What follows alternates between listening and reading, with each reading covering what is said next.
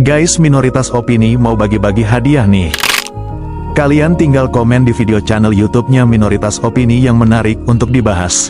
Pastinya harus subscribe dan like channel YouTube Minoritas Opini. Untuk info lebih lanjut dan selengkapnya langsung cek postingan Minoritas Opini guys. Dan selamat kepada pemilik akun ini.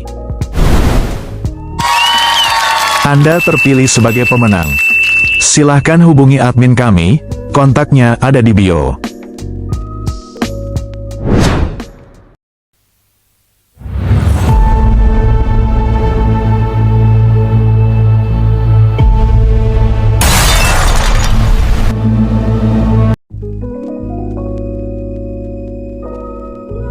Apakah ada tempat di muka bumi ini yang bebas untuk manusia melakukan hal apapun? Jawabannya ada. Inilah Slab City.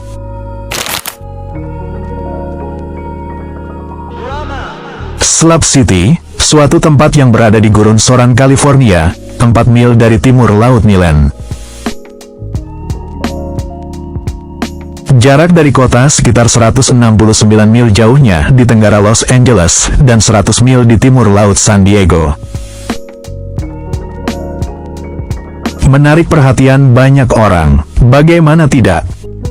Kota yang dikenal dengan nama Slab City tersebut merupakan kota yang tidak memiliki regulasi atau hukum yang mengatur kehidupan warganya.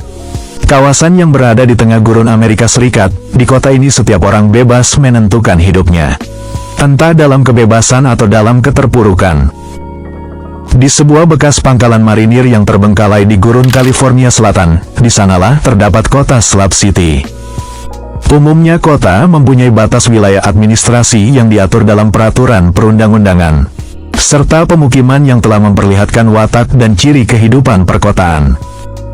Di sana sama sekali tidak ada perkantoran, bahkan kantor polisi sekalipun. Meskipun tidak memiliki hukum atau peraturan apapun, kegaduhan jarang sekali terjadi di Slab City. Slab City juga bisa dibilang sebagai tempat pelarian orang-orang dari suatu masalah. Slab City diisi dengan berbagai macam kriteria penduduk, seperti seniman, pecandu narkoba, serta para pelancong yang tidak mempunyai biaya untuk tempat tinggal mereka. A horrible position in my life right now is somebody stole my cat. I've been in like severe depression for like 2 weeks. Anda dulunya menggunakan ini sebelum terbakar kan? Yeah, it was a motorhome. It was fresh and clean. I mean, it was nice. I just bought that truck about... Slab City berdiri di atas bekas Camp Dunlap, bekas markas Angkatan Laut Amerika Serikat. The Last Free Place in America. Julukan tersebut muncul karena berbagai kebebasannya di Slab City. Permukiman Slab City mendapatkan namanya yang terinspirasi dari fondasi beton yang tertinggal ketika pemerintah Amerika Serikat menutup Camp Dunlap. Camp Dunlap beroperasi selama Perang Dunia II, setelah perang, operasi pun berakhir. Pada tahun 1956, Camp Dunlap dibongkar sepenuhnya, dan seluruh lahan seluas 255 hektar diserahkan kepada negara bagian California pada tahun 1961.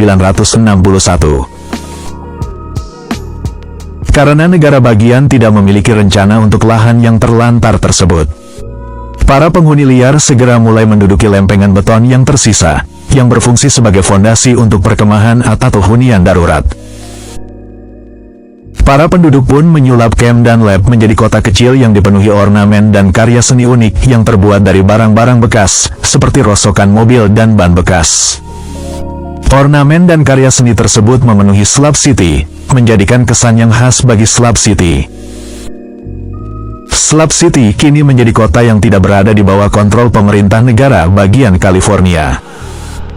Karena itu, penduduk Slab City pun tidak merasakan beberapa fasilitas dari pemerintah, seperti listrik, air bersih, layanan kesehatan, dan sebagainya. Mereka masih bisa bertahan hidup dengan tidak adanya fasilitas dari pemerintah. Banyak alternatif seperti dengan cara mengandalkan panel surya dan generator untuk menghasilkan listrik. Sementara itu, untuk mendapatkan kebutuhan sehari-hari, penduduk Slab City pergi ke sebuah kota besar yang berjarak 4 mil dari Slab City. Dulunya Slav City lokasinya susah untuk ditemukan para turis atau imigran, tetapi sekarang tempat ini sudah dapat dilacak melalui Google Maps. Ketiadaan hukum dan aturan tidak membuat kehidupan penduduk Slav City kacau. Ketiadaan aturan dan kebijakan pemerintah membuat penduduk Slav City tidak perlu memusingkan masalah seperti administrasi, membayar pajak, dan represivitas aparat. Pemukiman kumuh dengan sedikit keunikan di dalamnya. Beberapa item yang penting untuk bertahan hidup mereka merakitnya dengan hiasan seni yang liar, seperti instalasi, menghias tempat tinggal mereka yang reot dan tembok mural. Di sana kita juga dapat menemukan komunitas, seperti komunitas musik, gambar dan orang-orang yang peduli akan hak asasi manusia. Tata letak jalan asli yang tersisa dari jalan beraspal Camp Dunlap masih ada. Penduduk tetap Slav City, sekitar 150 jiwa yang rela menghadapi panasnya gurun di musim panas. 5 tahun yang lalu, kami punya usaha yang jauh lebih besar, namanya Handlebar. Dan kamu tahu, kami biasa membantu komunitas. Setiap hari kami menyediakan makanan gratis secara massal. Misalnya, waktu itu ada... Sebagaimana manusia bertahan hidup, kebanyakan penduduk memanfaatkan tembok yang masih berdiri dari sisa reruntuhan yang dilanjutkan membangun oleh mereka untuk suatu hunian. Sebagian penduduk juga ada yang membuat rumah kecil dari pondasi secara permanen. Penduduk tetap Slav City hanya 150 jiwa, tetapi pada musim dingin orang yang tinggal di Slav City bisa mencapai 4.000 jiwa. Mereka akan tinggal selama beberapa bulan sampai musim dingin berakhir. Salvation Mountain, sebuah monumen Kristen yang dibangun oleh penduduk dan menjadi salah satu spot wajib yang harus dikunjungi turis atau jurnalis ketika berada di Slav City. Awal musim panas jumlah penduduk pun kembali seperti semula. Kebanyakan penduduk Slav City menginginkan sesuatu yang berbeda. Mereka tidak ingin berada di bawah kendali pemerintahan. Komunitas seni di Slav City seringkali menyuarakan aspirasinya lewat sebuah lagu. Mengunjungi Slav City berarti membuka diri terhadap pengalaman yang benar-benar unik, di mana sisi terbaik dan terburuk dari kemanusiaan ditampilkan.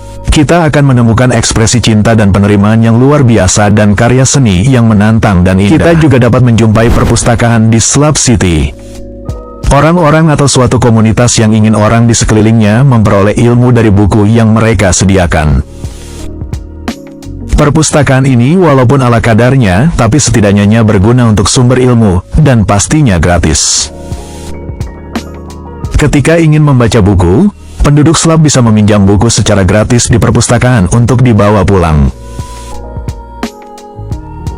Jangan lupa, kalau sudah selesai kembalikan lagi buku ke perpustakaan. Buku yang berada di perpustakaan sebagian besar dari sumbangan pendatang, seperti turis dan jurnalis yang berkunjung untuk membuat berita. Adapun di sudut yang berbeda, terdapat gangster. Salah satunya mereka dikenal dengan sebutan tweakers. Gangster ini adalah sumber bahaya di Slav City. Kegiatan mereka yang suka mencuri, menjarah, bahkan aksi kekerasan. Suara yang dihasilkan oleh aktivitas mereka seringkali mengganggu jam istirahat orang-orang yang berada di sekeliling. Kehadiran gangster semakin menambah kekacauan di wilayah yang tidak terdapat hukum ini.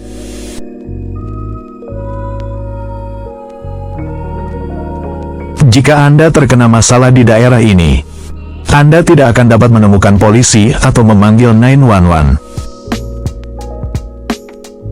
Hanya dalam kasus-kasus serius, seperti pembunuhan, polisi negara bagian akan melakukan operasi di Slav City. Memiliki senjata api untuk warga sipil di Amerika Serikat tidaklah sulit.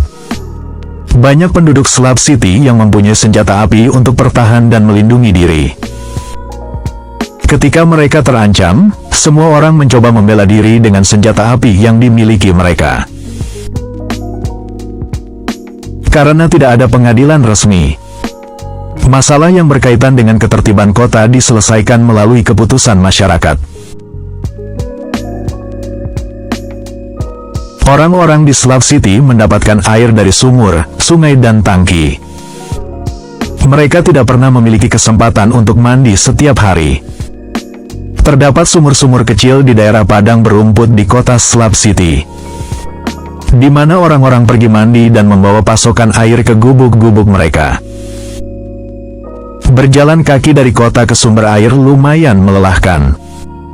Bayangkan, Anda berjalan menuju sumber air di tengah padang pasir yang terik dengan suhu 45 derajat Celcius. Anda melakukan ini untuk bertahan hidup dan membersihkan tubuh Anda. Demikian juga, kita harus menempuh dengan berjalan kaki ke toilet atau sejenisnya untuk buang air. Dikarenakan gubuk atau tempat tinggal mereka tidak terhubung dengan saluran pembuangan limbah. Jadi, mereka tidak bisa melakukan buang air di gubuk mereka. Wilayah yang bebas tanpa hukum. Namun kebebasan itu harus dibayar dengan kondisi keterbatasan fasilitas umum. Tidak adanya sistem pembuangan limbah atau pengumpulan sampah yang memicu masalah kebersihan lingkungan. Itulah mengapa kita sering sekali menjumpai tumpukan sampah di kota ini, karena tidak adanya tempat untuk pembuangan limbah. Cuaca gurun yang ekstrim. Gurun yang gersang dan tandus, di Slav City kita susah menemui pohon yang rindang. Bila tiba musim panas, suhu bisa melonjak hingga 50 derajat Celcius. Itulah alasan mengapa penduduk Slav atau turis yang sedang berkunjung lebih memilih pergi dari Slav City. Populasi yang tersisa akan berkurang menjadi hanya sekitar 150 jiwa yang tersisa. Karena tidak adanya hukum, bisa dibilang Slav City adalah hunian yang tepat untuk para pecandu narkoba. Penyalahgunaan zat, masalah narkoba dan ketidakstabilan mental menjadi tantangan sosial yang signifikan di Slav City. Kesimpulannya, mayoritas penduduk yang tinggal di sana karena terjebak kesulitan ekonomi, kehilangan pekerjaan, atau tunawisma yang tidak mampu membayar sewa di kota besar.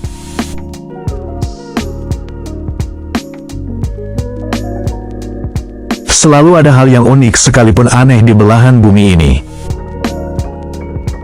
Bagaimana pendapat kalian tentang Slav City?